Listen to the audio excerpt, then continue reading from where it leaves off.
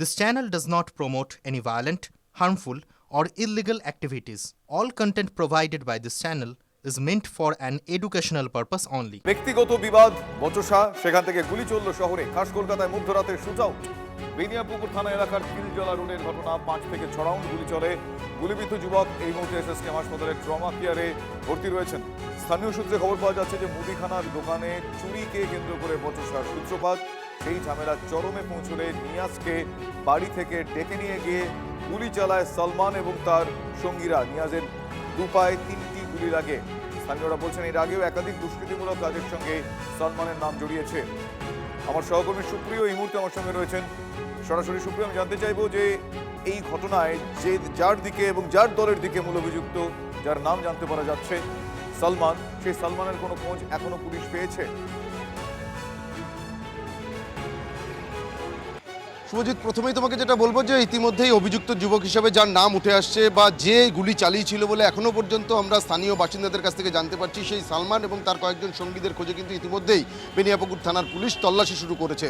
তবে যে জায়গাতে আমরা দাঁড়িয়ে রয়েছি, বেনিয়াপুকুর থানা এলাকার 2C তিলজলা রোড, এবং এই যে দেখতে পাচ্ছ কলকাতা পুলিশের তরফ থেকে এই যে জায়গাটিকে কিন্তু ঘিরে রাখা হয়েছে, কর্ডন করে রাখা হয়েছে। তার কারণ গতকাল গভীর রাত 1টা থেকে 1:30 নাগাদ ঠিক এই জায়গাতেই, যে জায়গাটুকু ঘিরে রাখা হয়েছে, এখানেই কিন্তু নিয়াজ নামে ওই যে যুবক, তাকে ডেকে আনে সালমান, বাড়ি থেকে ডেকে এনে তাকে লক্ষ্য করে বেশ কয়েক রাউন্ড গুলি চালানোর অভিযোগ। এবং তার পরবর্তীতে যেটা আমরা জানতে পারছি যে এই যে নিয়াজ নামের যে যুবক, তার দুপায়ে গুলি লাগে। সে এসএসকেএম হাসপাতালে ট্রমা কেয়ারে চিকিৎসাধীন রয়েছে, সেখানে তার আজকে অপারেশন হবে, এমনটাও আমরা জানতে পারছি। তবে ঘটনার পর এই যে অভিযুক্ত যুবক অর্থাৎ সালমান, সে তার কয়েকজন সঙ্গীর সঙ্গে বাইকে চেপে এলাকা থেকে পালিয়ে যায়। স্বাভাবিকভাবেই গতকাল রাতের এই যে ঘটনা, একেবারে প্রকাশ্যে গুলি চালানো, এবং এই যে এলাকাটা, এই এলাকা কিন্তু একেবারে ঘন বসতিপূর্ণ। সালমান এর আগেও কথায় কথায় এরকম গুলি চালাতো, এই ধরনের ঘটনার সঙ্গে যুক্ত ছিল। তাহলে পুলিশ এই সালমানের বিরুদ্ধে এখনো পর্যন্ত কোনো রকম ব্যবস্থা নেয়নি কেন? বলে এক্ষেত্রে নজরদারি, আইন প্রণয়ন এবং আইনের ব্যবহার, এই যাবতীয় বিষয়গুলো নিয়ে কিন্তু এই ঘটনা এই ভোটের মুখে দাঁড়িয়ে বড়সড় প্রশ্ন তুলছে।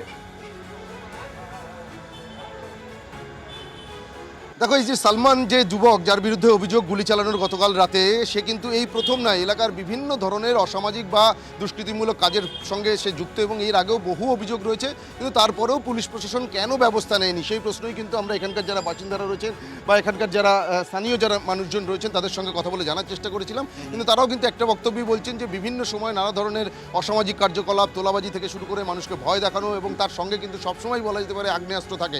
কিন্তু তারপরেও পুলিশ কেন ব্যবস্থা নেয়নি সেটা তারা বুঝতে পারছেন না।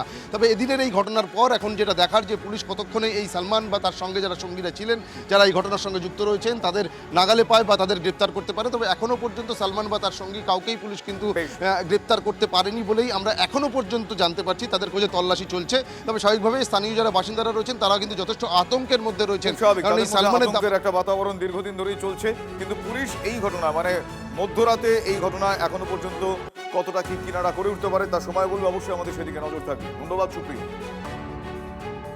ये लोग 1 बजे रात में घर में ठकठकाया कोई लड़का, ठीक है, मोती झील से 2-4 तो लड़का को ये लोग बुलाया है। घर में टाली में ईंटा चलाया है। टाली में ईंटा चलाने के बाद में नीचे उतर के जैसा देखने लगा जो कौन ईंटा चलाया, तब तक में वो लोग सब रेडी था। धड़ाधड़ फायरिंग करना, 5-6 फायरिंग कर दिया है, जिसमें 3 गोली मेरा भाई का पैर में लगा, बायां पैर में 1 तो लगा, 2 दाहिना पैर में लगा गोली। गुंडा बदमाश है, छिनताईबाज है, तोलाबाजी करता है, मोरे भेनू लगा कर गरीब लोग रिक्शा उक्सा लगाता है, लोग चंदा सुलता है, लोग चंदा लेके खाता है। देखिए वो तरबूज गिराया है, वहाँ से पैसा खराज खाता है, महीने का 10,000 रुपया खाता है खराज। लोग बाप बेटे लोग का यही सब काम है। সালমান বলে ছেলেটা যে আছে 5টা 6টা ট্যাংরা থেকে লোকে আনে, এখানে রাস্তা থেকে লোক যায় ছিনতাই করে। তারপরে কালকে রাত্রেবেলা ঘটনা হয়েছে, আমি এখানে ডেইরে ছিলাম, রেস্কার নিয়ে আসি, গাড়ি বন্ধ করে আমাকে বললো বাড়ি যা। মেশিন গুঁজলো, ট্যাগের মধ্যে গুঁজে আমাকে রাগ করে বাড়ি পাঠালো। আমরা বাড়ি গেলাম, ওর পরে 5 মিনিট হয়নি 2টো গুলি ফায়ার দেখলাম। সরসুনায় 127 নম্বর ওয়ার্ডে রাস্তার ধার থেকে বোমা উদ্ধার। ভোটের আগে সন্ত্রাস সৃষ্টির চেষ্টার অভিযোগ। স্থানীয়দের নিশানায় মানিক এবং গিরি নামে 2 দুষ্কৃতী। বোমা উদ্ধার করেছে বোম স্কোয়াড। এলাকায় তীব্র আতঙ্ক।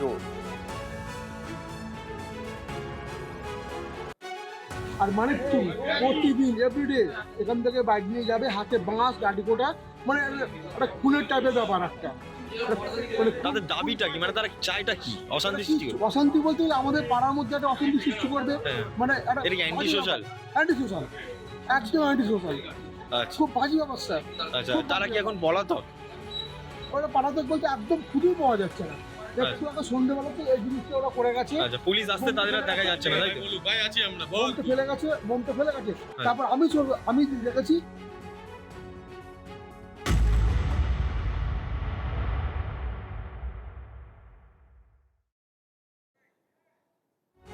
খাস কলকাতায় গুলির পর এবার বোমা চললো, বোমা পাওয়া গিয়েছে এবং এই বোমা হয়তো উদ্ধার না হলে কোথাও না কোথাও ব্যবহার করা হতো। এই প্রশ্নটা নিয়েই আমি যাবো। আমার সহকর্মী সৌভিক এই মুহূর্তে রয়েছেন আমার সঙ্গে লাইভ।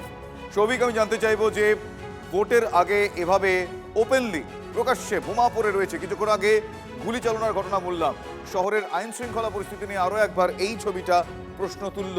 আমরা জানি বিভিন্ন জায়গায় গুরুত্বপূর্ণ ক্লোজ সার্কিট ক্যামেরার সার্ভিলেন্স থাকে, কে বা কারা বোমা রেখে গেল এখনো পর্যন্ত পুলিশ কিছু কিনারা করতে পেরেছে?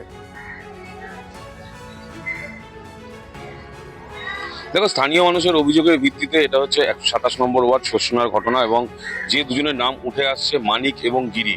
শস্যনার এলাকায় এই মানিক এবং গিরি হচ্ছে অ্যান্টি সোশ্যাল, স্থানীয় মানুষরা যেটা জানাচ্ছে। এবং ভোটের আগে এরকম একটা বোমা উদ্ধার হওয়াতে কিন্তু এলাকায় যথেষ্ট পরিমাণে আতঙ্ক, এবং যে জায়গায় মূলত ঘটনাটা ঘটে গতকাল রাত্রিবেলায়, সেখানে রাস্তা প্রায় কয়েক ঘন্টা বন্ধ হয়ে যায়। স্থানীয় মানুষজন আতঙ্কে রয়েছে, কারণ যে বোমাটি রাস্তার মধ্যে পাওয়া গেছে সেটা সাইজ অনেকটাই বড়।